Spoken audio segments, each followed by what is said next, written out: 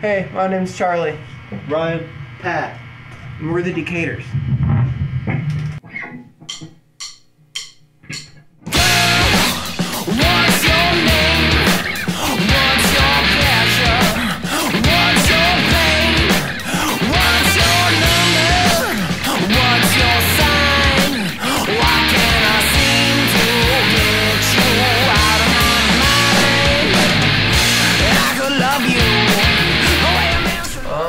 The first time we ever, really hung out was probably freshman, sophomore year or something. That summer in between freshman, sophomore year.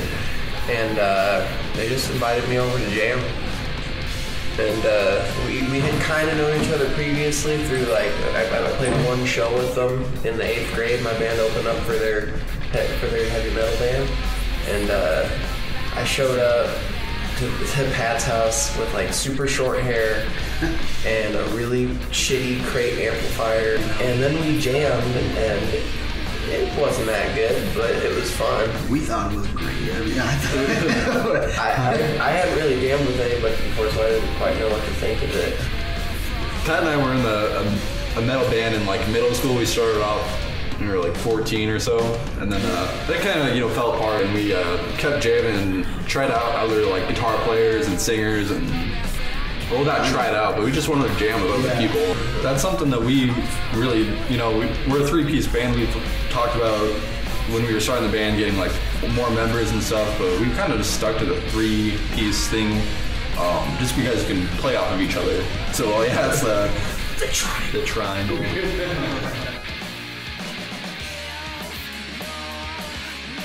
Yeah, we first practiced in the living room, and that's where we got our band name, just off the street of that house. Yeah, we played at a friend's house named Mike, and his brother David, and they were lived on 85th and Decatur Street.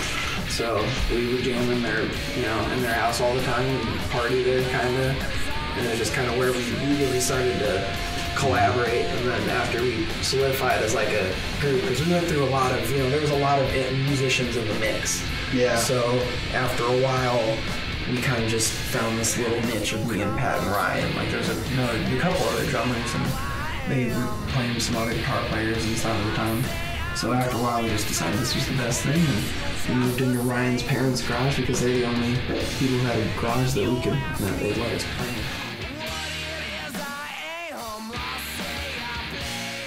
How does it feel to play in the garage? It kind of sucks. It's freezing during the winter, and it's hot in the summer. Deadly cold, and it's super hot in the summer, and the electricity isn't exactly stable in here, and the acoustics suck, and Yes. you don't have to pay rent here. That's another reason. Yeah, and they give us dinner sometimes. Yeah, they feed us at times. So I don't know, lots of love here at the Call residence. Oh yeah.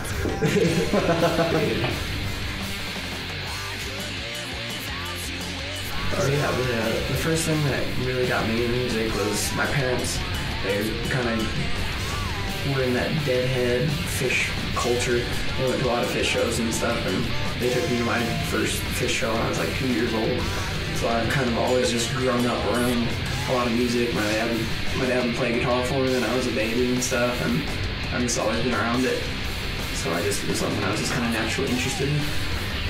I think the first thing that really got me into music was, for some reason, I think it was the movie Drumline, watching Nick Cannon play that snare drum. And that and looking at my dad's record collection definitely helped me get into music. What kind of records did you have? Zeppelin 4, of course. Yeah. Then Frank Zappa. There was a lot of Frank Zappa in his collection. That definitely helped. What got me into music was, first I just played bass, but really playing small venues, just being in a band and playing house shows in middle school and high school. You just make a network, and that really, just kind of found a niche, I guess. A lot of people, they say you guys kind of sound like this, and a lot of I've said that to a lot of bands, and they almost get offended. Mm-hmm. But I mean, you can't hide it. Like, you can't just hide the fact that you have influences. You can try your best to sound just like someone, but it's not gonna dial it in. You can't have that same feel and background. You can try it, but just do your own thing, I think. To add diversity, like, I don't want to just play a fucking guitar solo every song. Because to me, I mean, when I start to feel like I'm playing like a guitar solo every song, then I know that the audience is like, wow, this dude has played that's 3 straight songs with a guitar solo and no other spotlighting. Music is widely appreciated by a large group of people. That's really it. If I never got paid, but I knew that people came to my shows because they liked going to my shows, that would be badass. That's all I want, because that's all, I go to shows and that's what I want. I go to shows because they get me off. It was through music we gotta have these experiences, and I just want to keep doing that. If it wasn't fun, I wouldn't be doing it.